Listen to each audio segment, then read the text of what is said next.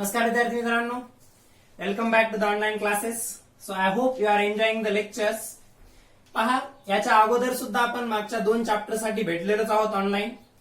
त्यामध्ये आपण फिजिक्सचे 2 chapter complete केले होते, ज्यामध्ये एक होता ग्रॅव्हिटेशन आणि त्याच्याशीच रिलेटेड असणारा आणखी एक चॅप्टर आपण स्टडी केला होता, तो म्हणजे स्पेस मिशन. ठीक आहे. So first of all, thank you all of you for your responses to the gravitation and space mission. Now, today we are going to start one new chapter. That is from the science part 2. आतापर्यंत आपण जे 2 chapter शिकवले होते ते मी तुम्हाला science part 1 मध्ये असणारे first chapter that is gravitation and the last chapter that is the space mission, हे 2 चॅप्टर्स आपण कंप्लीट केले होते. आजच्या लेक्चर मध्ये जो आपण न्यू चॅप्टर स्टार्ट करणार आहोत that is from the science and technology part 2. 10th स्टँडर्डच्या सायन्स अँड टेक्नॉलॉजी पार्ट 2 चा 5th चॅप्टर आहे, that is the towards green energy. ठीक आहे. So let me write it down. The name of the chapter is the towards green energy. Towards green energy.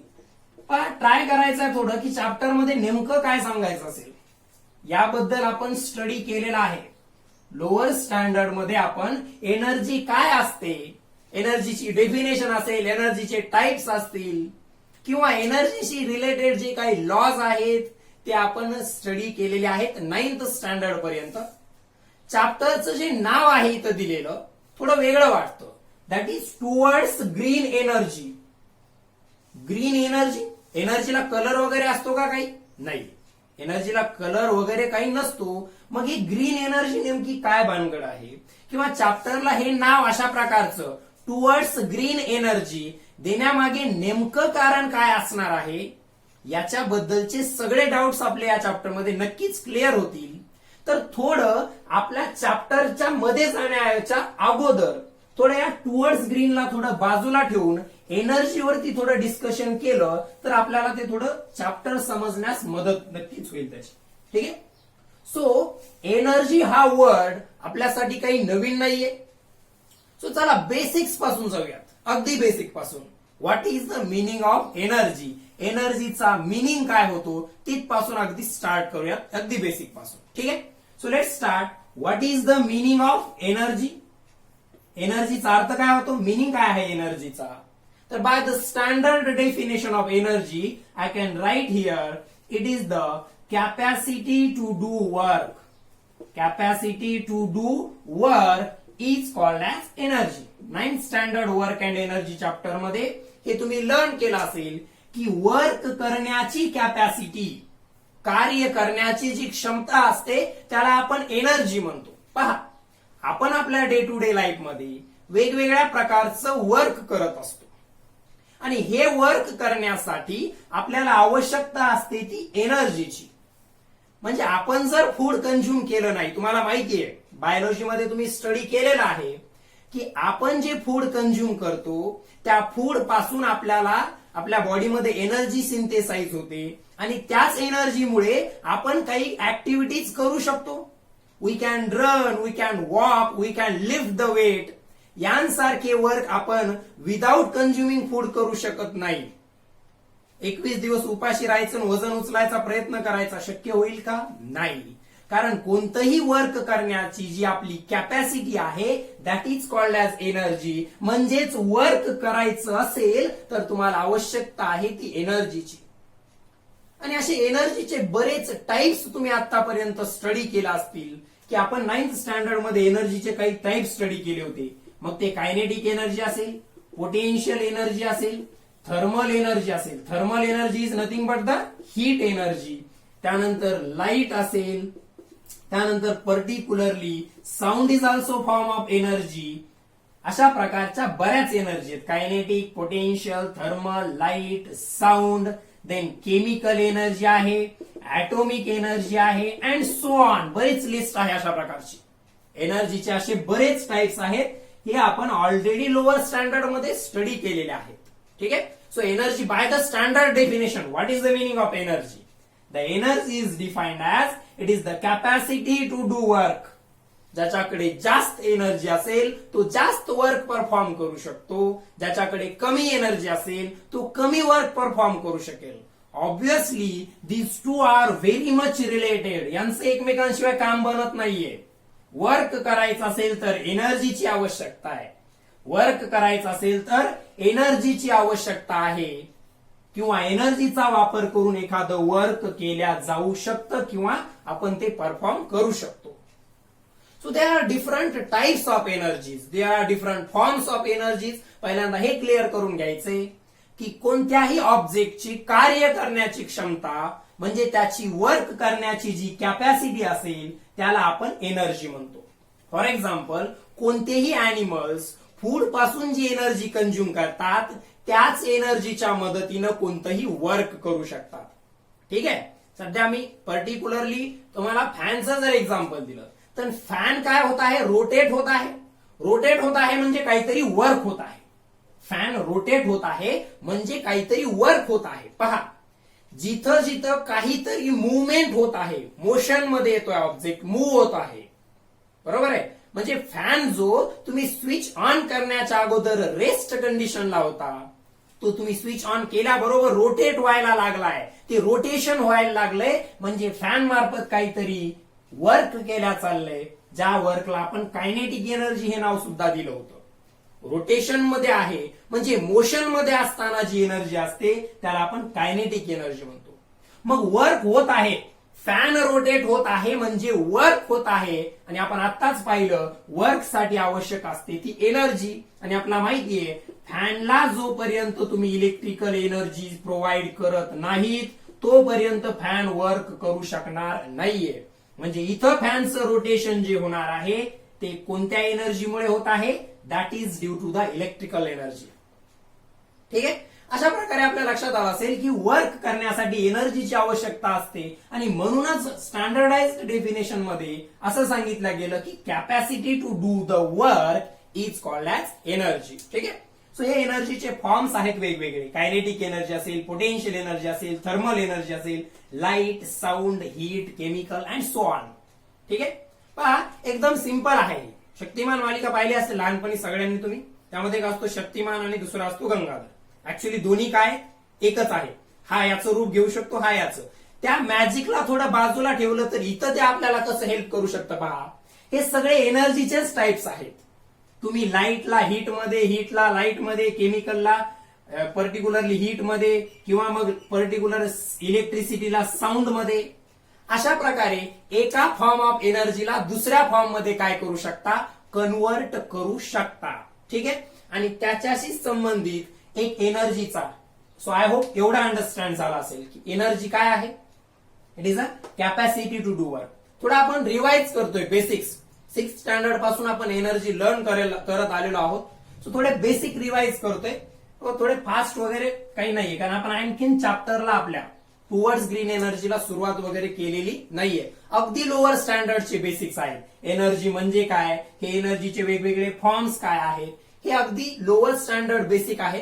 हे व्यवस्थित understand करून घ्या. मी सांगत असताना लोअर स्टँडर्डचे बुक जर मिळाले तर चांगली गोष्ट आहे. त्यामधून हे रीड जर केलं तर नक्कीच तुम्हाला 10th स्टँडर्डचा हा टुवर्ड्स ग्रीन एनर्जी समजण्यासाठी आणखीन जास्त प्रमाणात हेल्प होईल. ठीक आहे.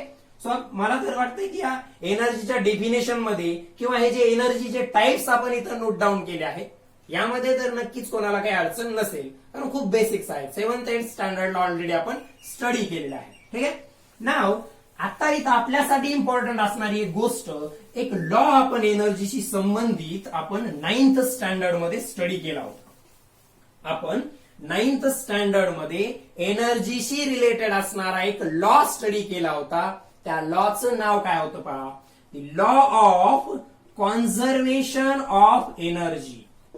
Law of conservation of energy हा लॉ आपण 9th standard work and energy chapter मध्ये स्टडी केला होता. Now this is of most importance. आपल्यासाठी towards green energy chapter study करण्यासाठी law of conservation of energy हा आपल्यासाठी अतिमहत्वाचा लॉ आहे. कारण हा व्यवस्थित अंडरस्टँड झाला तर आपल्याला टुवर्ड्स ग्रीन एनर्जी मध्ये बाकी ज्या कन्सेप्ट त्या ठिकाणी दिलेल्या आहेत त्या इझिली अंडरस्टँड होतील. या चॅप्टर मध्ये क्रिटिकल कन्सेप्ट अशा कोणत्याही नाहीयेत. एकदम सिंपल लेवलचा चॅप्टर आहे, स्कोरिंग चॅप्टर आहे, त्यामुळे व्यवस्थित समजून घ्यायचं आहे. सो ऍक्च्युली आता आपण इम्पॉर्टंट पॉइंटला आलेलो आहोत. ते एनर्जी काय आहे, त्याचे टाइप्स एकदम बेसिक होतं. So the law of conservation of energy काय सांगतो ते पहिल्यांदा इथं डिफाईन करूया आणि नंतर त्याला एक्सप्लेन करूया. So energy can neither be created. Energy can neither be created nor it be destroyed, but it can be simply transformed. It can be simply transformed from one form to another form. This law is nothing but the law of conservation of energy. So definition वरून लक्षात आला असेल. Law of conservation of energy. Energy can neither be created nor it be destroyed, but it can be simply transformed from one form to another form. तुम्ही energy काय करू शकत नाही, create करू शकत नाही. ठीक आहे. समजा याला एका सिंपल एक्झाम्पलनं त्या ठिकाणी आपण समजून घेऊयात. कोल माहितीये सगळ्यांना, कोळसा एक इंधन आहे, एक फ्यूल आहे. कोळसा आहे काय, इंधन, एक फ्यूल आहे. तुम्ही कोल बर्न केला, जाळलं त्या कोळशाला. तो जो कोल आहे, तो जो कोळसा आहे, त्याला तुम्ही इग्नाइट करून बर्न केलं, जाळलं, तर त्याचं कंबशन झाल्यानंतर म्हणजे तो जळाल्यानंतर त्या ठिकाणी हीट एनर्जी प्रोड्यूस झाली आहे. त्या ठिकाणी काय झालंय, हीट एनर्जी प्रोड्यूस झाली आहे असं आपण म्हणू शकतो. आता त्याचं या लॉ नुसार एक्सप्लेनेशन काय आहे ते लक्षात घ्या. तर याचा अर्थ तुम्ही हीट क्रिएट नाही केलेली. कोल बर्न केल्यानंतर जी हीट डेव्हलप झालेली आहे याचा अर्थ असा नाही होत की तुम्ही हीट क्रिएट केलीये. We are not creators. आपण काहीच क्रिएट करू शकत नाही. युनिव्हर्स मध्ये ह्युमन बिईंग क्रिएट काहीच करू शकत नाही, फक्त मॉडिफाय करू शकतो. लक्षात येते का? हे एकदम सिंपल स्टेटमेंट आहे. We are not creator. आपण क्रिएट काहीच करू शकत नाही, आपण फक्त मॉडिफाय करू शकतो. आपण कोलला बर्न करून हीट क्रिएट केलेली नाहीये. मग नेमकं तिथं हीट कुठून आली पहा. तर कोल म्हणजे एक प्रकारचं केमिकल आहे, ऑर्गॅनिक केमिकल आहे कोल म्हणजे. तर कोल मध्ये एक एनर्जी आहे, त्या एनर्जीला आपण केमिकल एनर्जी म्हटलं होतं. आणि तुम्ही कोलला बर्न केल्यानंतर हीट ऑब्टेन झालीये. म्हणजे कोल बर्निंग प्रोसेस मध्ये केमिकल एनर्जीचं ट्रान्सफॉर्मेशन झालेलं आहे हीट एनर्जी मध्ये. कोल बर्निंग मध्ये केमिकल एनर्जीचं ट्रान्सफॉर्मेशन झालेलं आहे हीट एनर्जी मध्ये. म्हणजे काय, इथं हीट क्रिएट झाली किंवा केमिकल एनर्जी डिस्ट्रॉय झालीये असं होत नाही, किंवा त्याचा असा मिनिंग होत नाही. इथं केमिकल एनर्जी डिस्ट्रॉय झाली किंवा हीट एनर्जी क्रिएट झाली असं नाहीये. तर इथं एनर्जी तीच होती, फक्त त्या म्हणजे एनर्जीच आहे, फक्त तिचा फॉर्म बदललेला आहे. इथं तुम्ही हीट क्रिएट केलेली नाहीये, तर ती केमिकल मधून फक्त हीट मध्ये कन्व्हर्ट केलेली आहे. हे या ठिकाणी लक्षात ठेवायचंय. म्हणजे आपण वेगवेगळ्या एक्झाम्पल्स मध्ये जे काही एनर्जी क्रिएट झाली किंवा एनर्जी तयार झाली असं म्हणत असतो, याचा अर्थ एनर्जी तिथं तयार झालेली नसते, ती दुसऱ्या कोणत्या तरी एनर्जीच्या फॉर्म मधून कन्व्हर्ट केलेली असते. इथं मी एक कोलचं एक्झाम्पल त्यामुळेच दिले. तुम्ही हीट क्रिएट केलेली नाहीये. आपण हीट क्रिएट करतो का कोल बर्न करतो म्हणजे नाही, आपण फक्त त्या कोलच्या केमिकल एनर्जीचं एका प्रोसेसनं हीट एनर्जी मध्ये कन्व्हर्जन केलेलं आहे. ठीक आहे. आता पहा, एवढे मोठे मोठे पॉवर प्लांट्स आपल्या कंट्रीमध्ये किंवा दुसऱ्या कंट्रीजमध्ये सुद्धा आहेत, ज्यांच्या मदतीनं इलेक्ट्रिसिटी डेव्हलप केल्या जाते. याचा अर्थ आपण इलेक्ट्रिसिटी क्रिएट करत नाही, आपण दुसऱ्या कोणत्या तरी एनर्जी मधून त्याचं कन्व्हर्जन इलेक्ट्रिकल एनर्जी मध्ये करत असतो. तर लक्षात काय येतंय पहा, इथं आपण कोणत्याही प्रकारची एनर्जी क्रिएट करू शकत नाही किंवा आपण एनर्जी डिस्ट्रॉय पण करू शकत नाही. आपण फक्त एक रूप जे आहे एनर्जीचं, एक प्रकार एनर्जीचं एक रूप, त्याला दुसऱ्यामध्ये रूपांतरित करू शकतो, कन्वर्ट करू शकतो, एवढंच ते काय आपण करू शकतो फक्त. ठीक आहे, मग याचे बरेच एक्झाम्पल देता येतील. लक्षात आलाय ना? एनर्जी क्रिएट करता येत नाही, डिस्ट्रॉय करता येत नाही, फक्त त्याचं एका फॉर्म मधून दुसऱ्या फॉर्म मध्ये कन्व्हर्जन करता येतो. ठीक आहे, आता पहा याचा अर्थ आपण युनिव्हर्स मध्ये एनर्जी ऍडही करू शकत नाही किंवा युनिव्हर्सची एनर्जी कमीही करू शकत नाही. युनिव्हर्सची एनर्जी आपण ऍडही करू शकत नाही, युनिव्हर्सची एनर्जी आपण कमीही करू शकत नाही. आपण फक्त जेवढी एनर्जी युनिव्हर्स मध्ये अवेलेबल आहे वेगळ्या वेगळ्या फॉर्म मध्ये, युनिव्हर्स मध्ये जेवढी एनर्जी अवेलेबल आहे वेगळ्या वेगळ्या फॉर्म्स मध्ये, त्या फॉर्म्सला एकमेकांमध्ये कन्वर्ट करू शकतो, ते फॉर्म्स चेंज करू शकतो. हा याचा डीप मिनिंग आहे law of conservation of energy. Law of conservation of energy. So तुम्हाला गरजेचं असेल तर डेफिनेशन नोट डाऊन करून घेऊ शकता तुम्ही व्यवस्थित नोट्स बनवण्यासाठी. ठीक आहे, so law of conservation of energy आणखी काही एक्झाम्पल्सच्या मदतीनं समजून घेण्याचा प्रयत्न करूया. पहा, तर आणखी एक एक्झाम्पल की समजा तुम्ही जनरेटर आहे, जनरेटर मध्ये इलेक्ट्रिसिटी प्रोड्यूस होते, तर तिथं सुद्धा एक पर्टिक्युलर एनर्जी आहे मेकॅनिकल एनर्जी. या मेकॅनिकल एनर्जीचं कन्व्हर्जन इलेक्ट्रिकल एनर्जी मध्ये होतं. म्हणजे जनरेटरला जोपर्यंत मेकॅनिकल एनर्जी मिळत नाही तो तुम्हाला इलेक्ट्रिकल एनर्जी देऊ शकत नाही. म्हणजे इलेक्ट्रिसिटी जनरेट झाली नाहीये. जे इलेक्ट्रिसिटीचे जनरेटर्स असतात त्या जनरेटर्स मध्ये इलेक्ट्रिसिटी क्रिएट झाली असं म्हणायचं का? नाही. मग काय झालीये?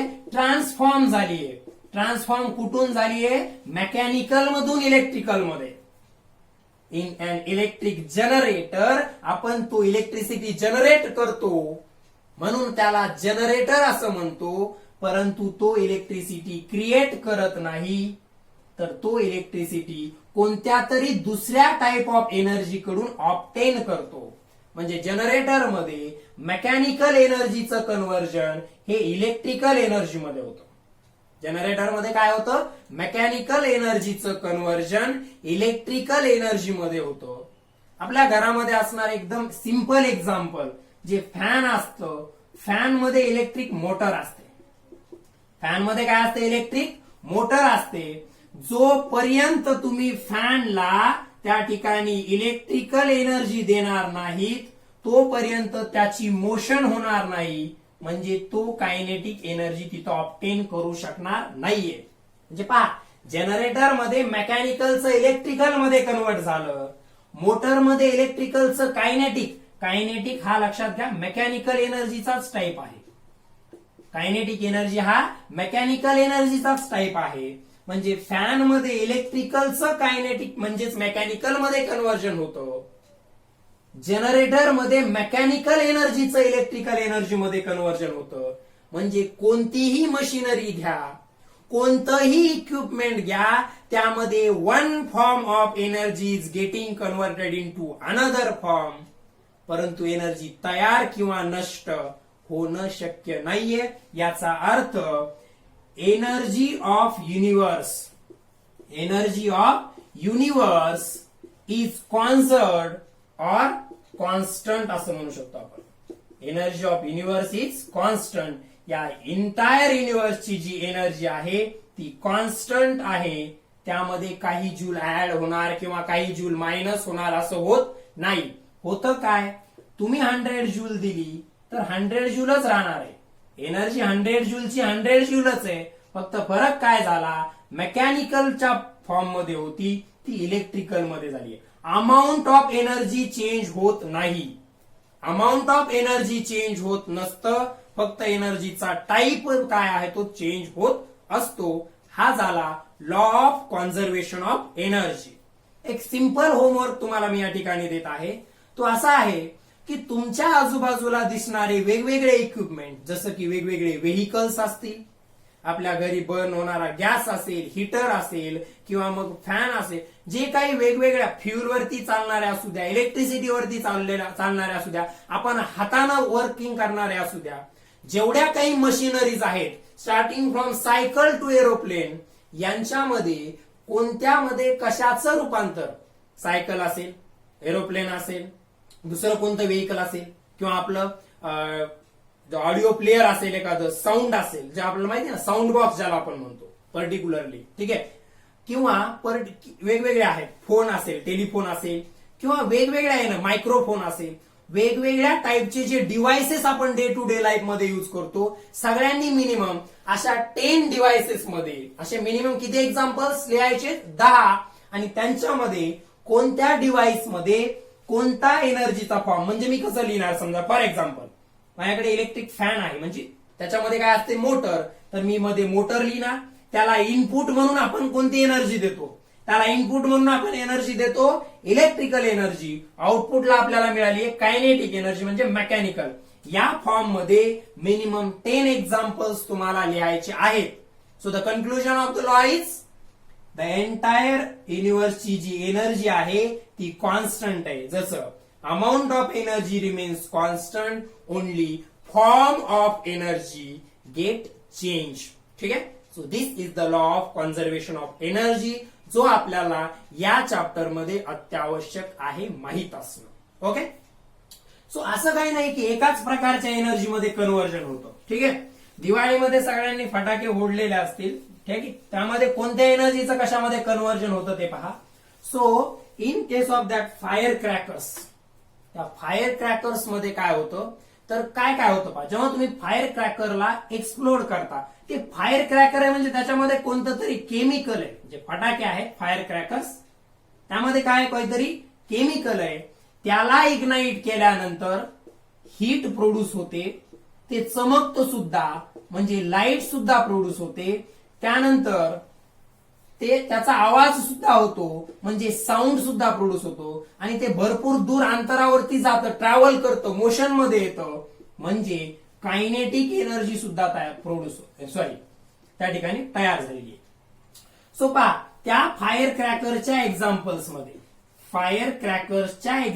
मध्ये काय झालं, तर केमिकल एनर्जी होती. जेव्हा तुम्ही त्याला इग्नाइट केलं नव्हतं, तो फटाका तुम्ही फोडला नव्हता, तुम्ही त्याला इग्नाइट केलेलं नाहीये, या कंडिशन मध्ये त्याच्यामध्ये एनर्जी कोणत्या फॉर्म मध्ये आहे, that is the chemical energy.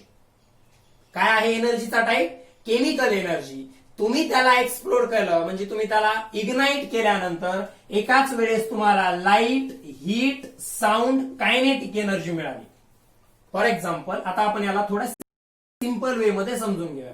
समजा ही 100 जूल होती, एवढी नसते किंवा एवढीच नसते, सॉरी पर्टिक्युलरली, तर आपण फक्त त्याला एक एक्झाम्पल म्हणून समजून घेतोय. तर 100 जूल पैकी समजा काय झालंय, तर जास्त प्रमाणामध्ये साऊंड प्रोड्यूस झाला असं आपण जर कन्सिडर केलं, तर समजा 50 जूल साऊंड, त्यानंतर समजा 20 जूल हीट, किती झालं 70, परत 20 जूल लाईट आणि 10 जूल कायनेटिक, असं जर केलं, हे व्हॅल्यूज बरोबर नाहीयेत. पहा फक्त मी काय केलं, 20, 20, 40, 50, 90 आणि 10, 100.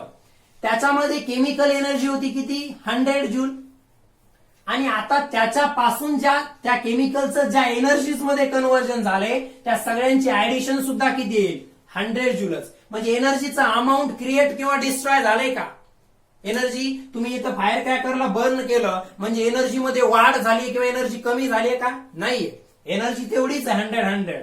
फक्त काय झालंय, एका फॉर्मचं दुसऱ्या फॉर्म मध्ये कन्व्हर्जन झालंय. So this is the law of conservation of energy.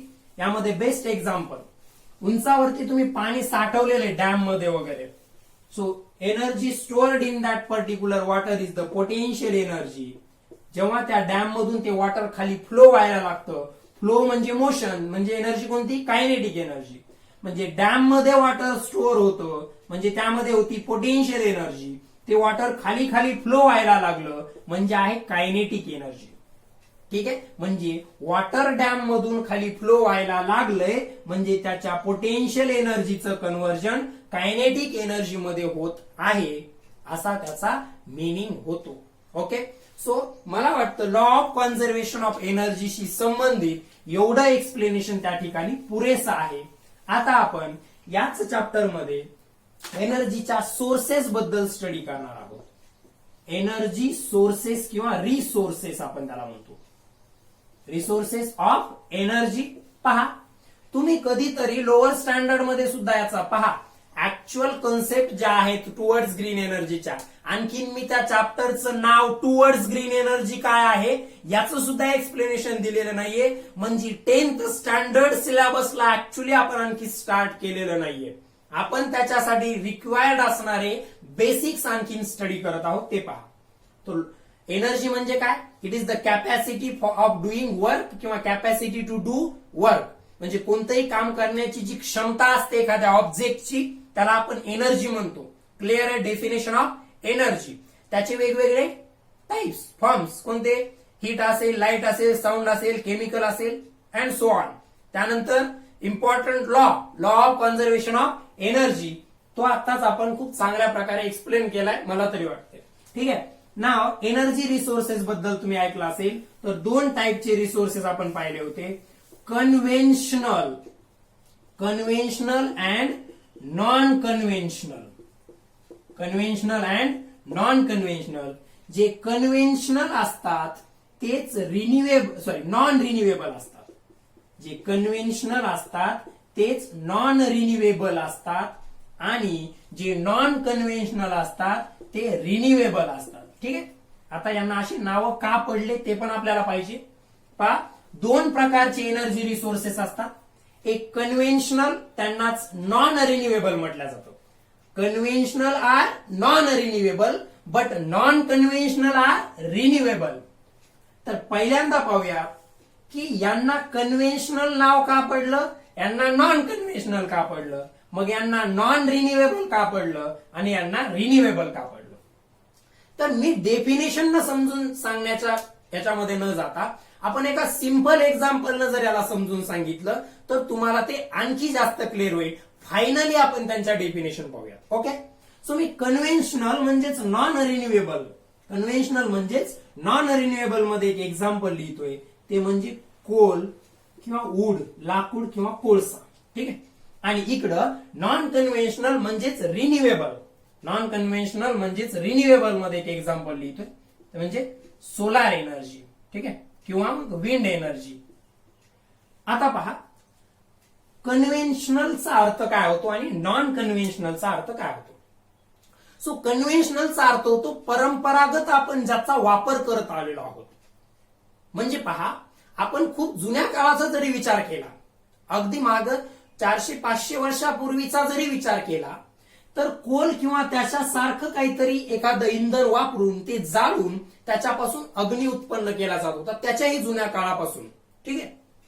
म्हणजे कोळसा जाळून किंवा एखादं तशा प्रकारचं फ्यूल जाळून एनर्जी ऑब्टेन करण्याची जी टेक्निक आहे ही खूप परंपरागत चालत आलेली आहे. म्हणून त्याला कन्व्हेन्शनल एनर्जी सोर्स असं म्हणायचं. कन्व्हेन्शनल म्हणण्याला आणखी एक कारण आहे, ते सुद्धा सांगतो. आता पहा, आणि सोलारचा वापर आता काही 10-15 वर्षापासून चालू झालाय. आता तुम्ही म्हणाल पृथ्वीची उत्पत्ती झाली तेव्हापासून सन तिथं एक्झिस्टन्स मध्ये आहे, मग सोलार तर खूपच परंपरागत आहे, त्याला नॉन कन्व्हेन्शनल मध्ये का टाकलं. पहा, सन आपल्याला जेव्हापासून तो तयार झालाय म्हणजे 4.5 अब्ज वर्षापासून एनर्जी देत आहे. मागच्या 4.5 अब्ज वर्षापासून तो आपल्याला म्हणजे अर्थला तो एनर्जी देत आहे. परंतु त्याला परंपरागत का म्हटलं नाही. पहा, कारण खूप जुन्या काळाचा जर विचार केला तुम्ही तर सोलार एनर्जीचा वापर करून पाणी तापवणं, वीज निर्मिती करणं किंवा अन्न शिजवणं अशा गोष्टी केल्या जात नव्हत्या. म्हणजे सोलार हीटर, सोलार कुकर अशा प्रकारच्या गोष्टी खूप परंपरागत वापरात आहेत का? नाहीत. परंतु कोळशाचा वापर करून हीट प्रोड्यूस करणं हे मात्र खूप जुन्या काळापासून चालत आलेलं आहे, लाकडाचा किंवा कोळशाचा वापर करून. म्हणजे कन्व्हेन्शनल म्हणजे हे परंपरागत वापरात असलेले एनर्जीचे रिसोर्सेस आहेत.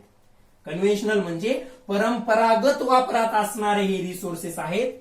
पहा, विंड मिल्स माहितीये सगळ्यांना, पवनचक्की.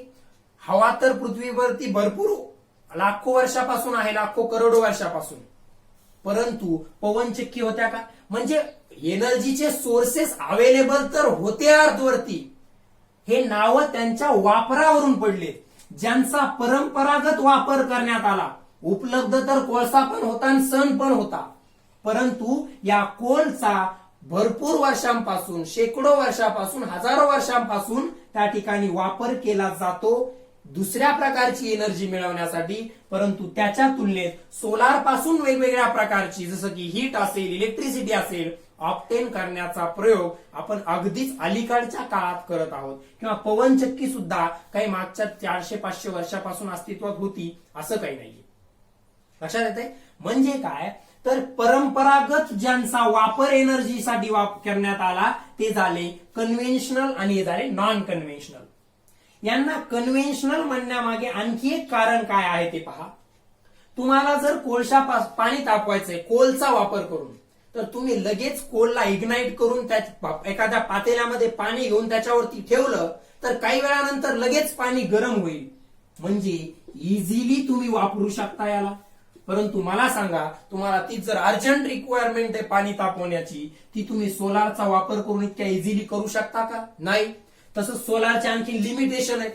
तुम्ही पावसाळ्यात सोलारचा वापर चांगल्या प्रकारे करू शकत नाही, किंवा तुम्ही इन्स्टंट त्याच्यापासून लगेच पाहिजे तेवढी अमाऊंटची एनर्जी ऑप्टेन करू शकत नाही. परंतु इथं मात्र ते करू शकता.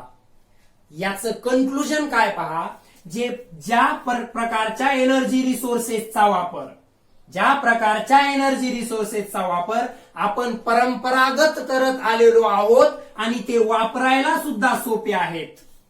ज्या एनर्जी रिसोर्सेसचा वापर आपण परंपरागत करत आलेलो आहोत आणि ते वापरायला सुद्धा सोपे आहेत, त्यांना कन्व्हेन्शनल एनर्जी सोर्सेस म्हणायचं. आणि ज्यांचा वापर आपण आता करत आहोत एनर्जी प्रोडक्शनसाठी, तसंच ते वापरण्यासाठी सुद्धा थोडे डिफिकल्ट आहेत. म्हणजे लगेच तुम्हाला इलेक्ट्रिसिटी प्रोड्यूस करायची आहे तर तुम्ही लगेच एखाद्या पर्टिक्युलरली, किंवा पाणी गरम करायचंय तर लगेच 2 मिनिटांमध्ये सोलार उन्हामध्ये पाणी ठेवलं लगेच गरम होणार आहे असं नाहीये. किंवा मग पावसाळ्यामध्ये तुम्हाला रिक्वायर्ड अमाऊंट मध्ये ती एनर्जी मिळणार सुद्धा नाहीये. म्हणजे हे कसे आहेत पहा, कन्व्हेन्शनल बद्दलच बोलतोय आपण. आणखी त्यांचं हे नाव का पडलं, हे खालचं नॉन रिन्युएबल आणि रिन्युएबल हे नाव का पडले, त्या पॉइंटकडे आपण आणखी गेलेलो नाहीये. आपण आणखी डिस्कस हेच करतोय की यांना कन्व्हेन्शनल का म्हणायचं आणि यांना नॉन कन्व्हेन्शनल का म्हणायचं. तर आता याला कन्क्लूड करूया. तर यांचा वापर आपण परंपरागत करत आलेलो आहोत, तसंच हे वापरण्यासाठी सोपे आहेत म्हणून कन्व्हेन्शनल. यांचा वापर आपण खूप शेकडो वर्षापासून करत नव्हतो, परंतु आता करायला लागलेलो आहोत. तसंच यांचा वापर करणं थोडं क्रिटिकल आहे म्हणून यांना नॉन कन्व्हेन्शनल म्हटलं जातं. हा फर्स्ट पॉइंट लक्षात आला असेल सगळ्यांच्या की यांना कन्व्हेन्शनल का म्हणायचं आणि यांना नॉन कन्व्हेन्शनल का म्हणायचं. आता पुढचा पॉइंट, या कन्व्हेन्शनल वाल्यांना नॉन रिन्युएबल आणि या नॉन कन्व्हेन्शनल वाल्यांना रिन्युएबल का म्हणायचं त्याच्याबद्दलचा. ठीक आहे. सो पहा, नॉन रिन्युएबलचा अर्थ काय असतो. समजा एखादा पाण्याचा जार संपला तर त्याला आपण एका मिनिटाच्या आत परत फिल करू शकणं, म्हणजे त्याला आपण इझिली रिन्यू करू शकतो. बरोबर आहे. रिन्यू करणं म्हणजे त्याच्यात भर टाकणे किंवा परत ती वस्तू परत मिळवणे, तशा प्रकारे. आता पहा, कोळसा, आता यांचे आणखी काही एक्झाम्पल लिहूयात. हे लक्षात आलं असेल, कन्व्हेन्शनल वाले नॉन रिन्युएबल आहेत, नॉन कन्व्हेन्शनल वाले रिन्युएबल आहे. पहिले आपण पाहिले यांना कन्व्हेन्शनल का म्हणायचं. 2 पॉइंट आहेत. परंपरागत वापरात आहेत, तसंच वापरण्यास सोपे आहेत. हे खूप परंपरागत वापरण्यात नाहीयेत, तसंच वापरण्यासाठी सोपे सुद्धा नाहीयेत. आता या कन्व्हेन्शनलला नॉन रिन्युएबल का म्हणायचं आणि यांना रिन्युएबल का म्हणायचं त्याबद्दल आपण थोडं डिस्कशन करूयात. ओके. नाव आता लक्ष द्या समोर की मी जे एक्झाम्पल लिहिले होते, मग त्यामध्ये कोल असेल किंवा वूड असेल किंवा मग पेट्रोल असेल, डिझेल असेल किंवा एक्सेट्रा, असे बरेच फ्यूल असेल, नॅचरल गॅस असेल एक्सेट्रा. हे सगळे एक्झाम्पल्स आहेत. कशाचे? तर हे आहेत कन्व्हेन्शनल. हे कन्व्हेन्शनलचेच, त्यालाच आपण नॉन रिन्युएबल म्हणतो. Non renewable. आणि हे नॉन कन्व्हेन्शनल. या नॉन कन्व्हेन्शनलला आपण रिन्युएबल टाईपचे रिसोर्सेस म्हणतो. ठीक आहे. Now coming to the point, why these are called as non renewable आणि यांना का रिन्युएबल म्हणायचं. एक एक पॉइंट क्लिअर करून घ्यायचा आहे. पहिला आपण पाहिलं यांना कन्व्हेन्शनल यांना नॉन कन्व्हेन्शनल नाव का पडलं. दुसरं, या कन्व्हेन्शनल वाल्यांनाच नॉन रिन्युएबल आणि नॉन कन्व्हेन्शनल वाल्यांना रिन्युएबल का म्हणायचं. यांचे एक्झाम्पल लिहितो. सोलार, वाइंड, अर्थ पासून जी हीट मिळते खाली गेल्यानंतर त्या एनर्जीला आपण जिओथर्मल एनर्जी म्हणतो. समुद्राच्या लाटा त्याच्यापासून मिळवली टायडल एनर्जी आहे and so on etcetera. Okay. Now look here. So आता नॉन रिन्युएबल का म्हणायचं पहा. तुम्ही जर हे व्यवस्थित स्टडी केला असेल, तुम्ही बायोलॉजीच्या एखाद्या चॅप्टर मध्ये याचा स्टडी केला असेल. This is a fossil fuel. Fossil fuel माहितीये ना, petrol, diesel, coal, natural gas, these are the fossil fuels. Fossil fuels कसे बनतात रे, तर आपण याचा जनरली आता तुम्ही स्टडी केला असेल बायोलॉजीमध्ये 9th स्टँडर्डला वगैरे, की लाखो हजारो वर्षापूर्वी किंवा लाखो वर्षापूर्वी म्हणूया त्याला आपण, हजारमध्ये सुद्धा काय होत नाही, की लाखो वर्षांपूर्वी वनस्पती आणि प्राण्यांचे जे अवशेष जमिनीखाली गाडल्या गेले होते. लाखो वर्षांपूर्वी वनस्पती आणि प्राण्यांचे जे अवशेष जमिनीखाली गाडल्या गेले होते त्यांच्यावरती अर्थच्या वेगवेगळ्या लेयर्समुळे, थरांमुळे प्रेशर आणि टेम्परेचर वाढत गेलं आणि त्यामुळे त्यांचं कन्व्हर्जन या लाखो वर्षांमध्ये कोल, पेट्रोल, डिझेल यांच्यामध्ये झालेलं आहे, ज्यांना फॉसिल फ्यूल आपण म्हणतो. हे तुम्ही ऑलरेडी कुठेतरी स्टडी केलेलं आहे. मला नक्की आठवत नाहीये, 9th किंवा 10th बायोलॉजीमध्ये ऑब्व्हियसली तुम्ही स्टडी केलेलं आहे. ओके. तुम्ही ते 10th स्टँडर्ड बायोलॉजीमध्ये स्टडी केलेलं असेल. ठीक आहे. जे वेगवेगळे तुम्ही प्रूफ पाहिले ना इव्हॉल्युशनचे, त्याच्यामध्ये कदाचित ते स्टडी केलं असेल. सो ते फॉसिल फ्यूल जे आहे ते कोल, पेट्रोल, डिझेल हे फॉसिल फ्यूल्स आहे. आणि हे कसे तयार झाले, हे तयार व्हायला लाखो वर्षांचा कालावधी लागतो. किती वर्षांचा? लाखो वर्षांचा कालावधी लागतो. आता पहा, समजा एकदा का हे कोल, पेट्रोल, डिझेल यांची साठे जर संपले, कोल असेल किंवा पेट्रोल असेल किंवा डिझेल असेल, यांचे साठे समजा जर संपले, तर आपल्याला काय शक्य आहे का पुढच्या 10 किंवा 15 वर्षात त्यांना लगेच परत मिळवणं? नाही. एका एस्टिमेशन नुसार, एका स्टडीनुसार असं प्रेडिक्ट केल्या गेलंय की जर सध्या आपण यांचा जेवढा वापर करत आहोत तेवढाच वापर आपण जर कंटिन्युअसली करत राहिलो तर पुढच्या 200 ते 300 वर्षामध्ये यांचे साठे संपून जातील. आणि हे एकदा संपले की पुढचे लाखो हजारो वर्ष मिळवणं हे यांना शक्य नसतं. रिन्यू करणे म्हणजे परत मिळवणे शक्य नसतं. म्हणून यांना नॉन रिन्युएबल म्हणतो. म्हणजे काय, तर हे कन्व्हेन्शनल मधले जे हे एक्झाम्पल्स मी इथं लिहिलेले आहेत एनर्जी सोर्सेसचे, यांचा अति वापर केला तर यांचे साठे संपणार आहेत आणि संपल्यानंतर त्यांना रिन्यू करणं, परत मिळवणं एवढं इझी नाहीये. म्हणून म्हणायचं नॉन रिन्युएबल. मात्र सोलार, सन पासून येणारी एनर्जी कितीही वापरा, हवा कितीही वापरा, जिओथर्मल एनर्जी कितीही वापरा, संपणार आहेत का? नाहीये. यांचे साठे अनलिमिटेड आहेत. कितीही वापरा हे संपणार नाहीयेत, अनलिमिटेड आहेत. आज तुम्ही कितीही सनलाईट वापरा, कितीही अमाऊंट मध्ये वापरा, उद्या परत तेवढ्याला तेवढी मिळणार आहे. आज जास्त वापरली म्हणून उद्या सनलाईट कमी मिळते का? नाही होते. म्हणजे यांचे साठे अनलिमिटेड आहेत, न संपणारे आहेत. आणि संपणारे तर नाहीतच, परंतु इझिली म्हणजे आपण लगेच त्यांना परत मिळवू शकतो. सण संपत तर नसतोच, परंतु जो दिवस मावळल्यानंतर गायब होतो दुसऱ्या दिवशी परत एनर्जी देतोच तो आपल्याला. म्हणजे यांची हे रिसोर्सेस अनलिमिटेड आहेत, यांना रिन्यू करणं इझी आहे, म्हणून यांना रिन्युएबल म्हणायचं. मात्र coal, wood, petrol, diesel, gas हे वापरायला सोपे आणि परंपरागत जरी असतील तरी सुद्धा यांच्या अतिवापरामुळे यांचे साठे जे आहेत ते संपणार आहेत, लिमिटेड आहेत, म्हणून यांना नॉन रिन्युएबल म्हणायचंय. So I hope you have understood this concept. पहा, हेच कन्व्हेन्शनल आहे, वूड, पेट्रोल, डिझेल, कोल, आणि यांनाच नॉन रिन्युएबल म्हणतो. हे नाव का पडलं कन्व्हेन्शनल? कारण यांचा वापर परंपरागत होत आलेला होता, तसंच वापरायला सोपे आहेत म्हणून नाव पडलं कन्व्हेन्शनल. परंतु यांचे साठे जे आहेत ते लिमिटेड आहेत, संपणारे आहेत आणि एकदा संपल्यानंतर परत मिळवणं खूप डिफिकल्ट आहे, म्हणून नाव पडलं नॉन रिन्युएबल. दोघांबद्दलही डिस्कशन झालं.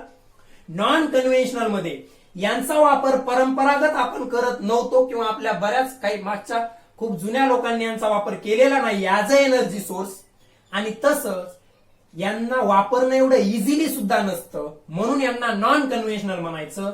परंतु यांचे साठे जे आहेत ते न संपणारे अनलिमिटेड आहेत आणि त्यांना रिन्यू करणं इझी असतं. आज कितीही सनलाईट वापरली, आज कितीही हवा वापरली तर ती उद्या मिळणारच आहे, म्हणून यांचे साठे अनलिमिटेड असल्यामुळे रिन्युएबल म्हणायचं. म्हणजे तुमच्या लक्षात आलं असेल हे वरचे नाव जे पडलेत कन्व्हेन्शनल नॉन कन्व्हेन्शनल याला वेगळं कारण आहे, हे खालचे नॉन रिन्युएबल हे जे नावं पडलेत याला वेगळं कारण आहे, जे आपण आता इथं डिटेलमध्ये एक्सप्लेन केलेलं आहे.